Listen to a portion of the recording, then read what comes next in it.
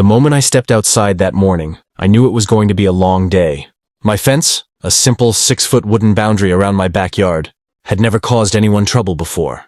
But apparently that was the exact height that set off the storm brewing next door. HOA Karen, Patricia Hendris, self-appointed neighborhood enforcer, had sent me a note, the kind dripping with thinly veiled threats, insisting my fence was obstructing neighborhood aesthetics and had to be lowered immediately. I laughed at first. 6 feet wasn't that tall.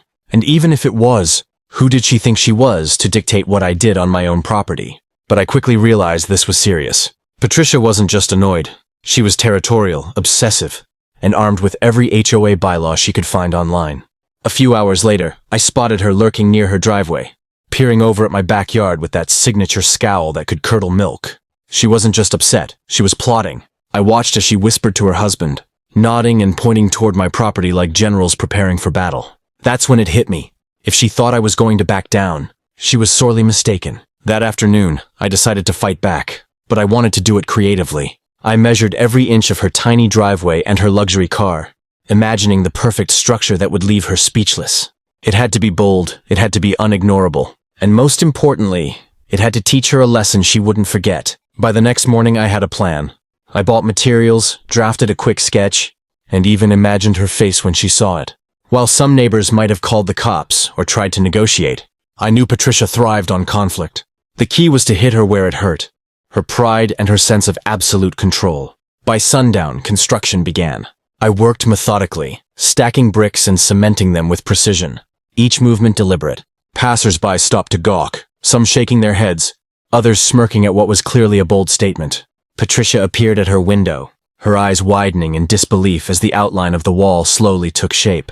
It wasn't just a wall, it was a boundary, not just physical, but symbolic. A reminder that her rules ended at the edge of my property, and that crossing me had consequences she couldn't ignore. And when the final brick went up, I stepped back, hands on my hips, watching as she stormed outside, mouth open, fumbling for words that never came. Her silence was golden, her fury palpable. And me? I couldn't help but smile, because sometimes winning isn't about arguments or legal letters.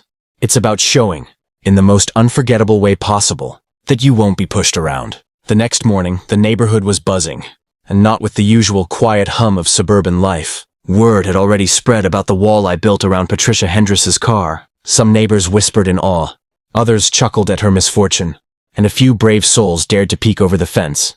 But the best part? Patricia herself had no idea how to react. I watched from my porch as she stormed out, arms flailing, face a perfect mix of anger and disbelief. What is this? She shouted, her voice trembling, not with fear, but sheer indignation. Her husband hovered behind her like a nervous bodyguard, unsure whether to intervene or just disappear. Your car, I called casually from my yard, is now behind a fully legal, completely my property wall. Your driveway is just private now. Her jaw dropped and she stomped toward me, heels clanging against the pavement. You can't do this. The HOA, this is illegal. I'm calling the board. I leaned against the fence, calm as a monk. Oh, I expect you will. But until they arrive, you might want to enjoy the view. Gestured to the wall, a flawless structure of red brick, towering just enough to completely block her car in. Not a single inch of metal or rubber could escape. She spun around, shouting at anyone within earshot, demanding support from the neighbors, association, and referencing every bylaw she could remember. But her voice fell flat. A few passers-by rolled their eyes. Others quietly applauded. Patricia had become a spectacle overnight. Minutes turned into an hour, and still she fumed. Every attempt to maneuver her car failed. The wall was immovable, solid, and designed perfectly to fit the space. I could see her frustration mounting with every failed effort. Her usual tactics, yelling, threatening, guilt-tripping, were useless here. Finally, in a dramatic gesture, she stomped back toward her house and slammed the door. But she wasn't done. Over the next few days, she tried emails, phone calls, and even sneaky threats of legal action, all of which I handled with calm, polite replies. Every time she became more agitated, more desperate, and every time I stayed one step ahead, smiling at the poetic justice of it all. By the end of the week, Patricia's social status in the neighborhood had taken a hit. Neighbors who once feared her now quietly praised my bold move, sharing nods of approval as they passed by. She had underestimated me, and in doing so, she had made herself the joke of the cul-de-sac.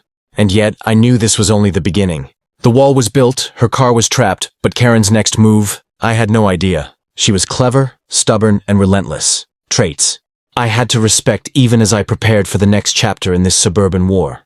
I thought the wall around Patricia's car would be the final word. I thought her fury had reached its peak. But I quickly learned that underestimating Karen was the first mistake anyone could make. By the third day, she had transformed from a scowling suburban tyrant into a strategic mastermind, plotting her counterattack like a general planning a siege. It started small. First, passive-aggressive notes slid under my gate, handwritten warnings about community standards and legal repercussions. Ignored them, letting the humor of the situation fuel my amusement. But then the notes escalated. Sharp, threatening messages warning that my defiance would have consequences. Her handwriting grew more frantic, her tone more desperate. Then came the subtle sabotage. I noticed tools missing from my backyard shed, minor damage to my landscaping, and suspicious footprints near the fence late at night. Patricia was testing the waters, probing for weaknesses. She was clever, I had to admit that. But I had prepared for this. My security cameras captured every movement, giving me a clear view of her nightly reconnaissance. By the fourth day, her plan became unmistakable. She attempted to cut a small section of my fence near the wall, clearly thinking that a gap would let her car slip out. But I had anticipated this. Extra reinforcement cameras and a hidden motion alarm ensured she would be caught red-handed. Sure enough, I watched from my porch as she froze mid-swing. Staring straight into the lens, her face went pale, and she dropped the saw like it had burned her hand. Neighbors peeked through their windows, murmuring among themselves. Patricia's pride, her fierce control, was crumbling in real time. And yet she didn't leave. She stood there furious, plotting the next move even as the evidence stacked against her. This was her element: conflict, confrontation, the thrill of control. And I realized something important. Winning this wasn't just about walls or bricks. It was about understanding her, anticipating her, and staying 3 steps ahead. By sunset, I had captured every angle of her failed attempts and her escalating tantrums. It was a record not just of her obsession, but of her complete inability to regain control. My wall wasn't just a barrier. It had become a mirror, reflecting her irrational fury for all the neighborhood to see. I stepped back and watched her retreat into her house, slamming the door so hard the walls shook. She was furious, humiliated, and yet undeniably relentless. Tomorrow she would strike again. I could feel it in the tension of the cul-de-sac, but this time I had the advantage. I had the foresight, the proof, and the calm confidence that comes from knowing you've built something untouchable. The suburban war wasn't over. In fact, it was just reaching its most intense stage. And I knew that when Patricia struck again, it would be the moment that either escalated everything beyond control or finally brought the showdown to an unforgettable conclusion. The next morning, the air felt charged, like the calm before a storm. I knew Patricia Hendris wasn't going to give up quietly. By now, her obsession had grown beyond simple annoyance. It was personal. She paced her driveway, phone in hand, muttering about HOA rules, lawyers, and this outrageous property violation. Her fury was palpable, but so was her desperation. I watched from my porch as she tried every trick in the book. First, she called the HOA board, rattling off clauses and citing obscure community rules. The board's response? Polite, neutral, and entirely unhelpful to her cause. She turned redder by the second, waving her phone like it was a weapon. Her power, once absolute in her mind, was evaporating. Next, she attempted direct action.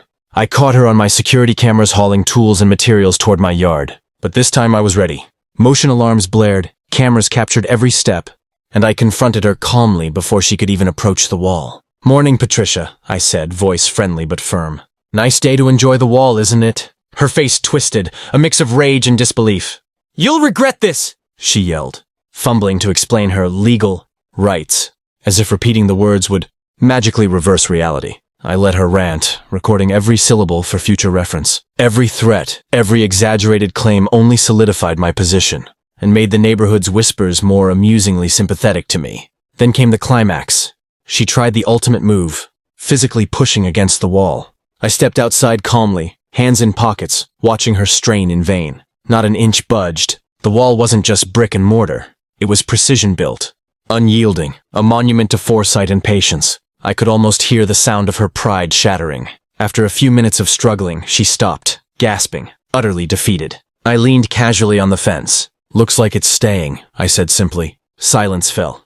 No amount of shouting or threats could change reality. Her car was trapped, her ego bruised, and her obsession with control exposed for the entire cul-de-sac to see. By the afternoon, neighbors emerged to watch her retreat into her house, muttering to herself. Whispers of admiration for my boldness filled the air. Patricia Hendris, once the terror of the neighborhood, had become a cautionary tale about overstepping boundaries, literally and figuratively. In the end, it wasn't about destroying her or winning an argument. It was about drawing a line, literally, and refusing to be intimidated. The wall had done more than trap a car. It had sent a message. Sometimes silence, strategy, and a little creativity speak louder than any argument or HOA letter ever could. And as I sat on my porch, sipping a drink and watching the sunset cast golden light on the now legendary wall, I knew one thing for sure. In the suburban battles of wills, the person who thinks ahead always has the upper hand. If you loved seeing Karen get what she deserved, make sure to hit that subscribe button so you don't miss any of my wild HOA battles. Drop a comment below telling me what you would do if this happened to you. And give this video a like if you enjoyed watching me turn the tables.